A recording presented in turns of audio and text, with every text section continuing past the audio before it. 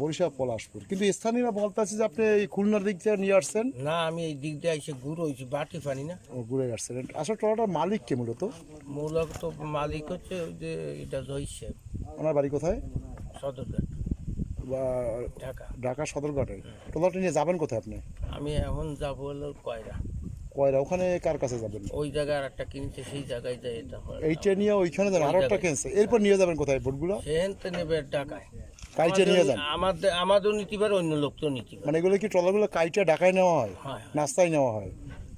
আর লোকে ব্যবসায়ী করে কি? ব্যবসায় এই ব্যবসায়ী করে, মানে ট্রলার পুরো ট্রলার কিনে কেটে তারপর ঢাকায় নিয়ে যায়। হয় হয়। আর ট্রলার নিয়ে আসছেন কে কে? আমার ছেলে আর আমি। এইখানে আসছেন কখন? এই জায়গায় কি 7:30 থেকে সন্ধ্যে। তো স্থানীয়রা কেন আটক করলো আপনার ট্রলারটা আসলে? সে সময় না, পরে বলতেছে যে এই জায়গায় গরু চুরি হয়েছে, এরকম ট্রলারে নিয়ে যায় সন্দেহ। সন্দেহ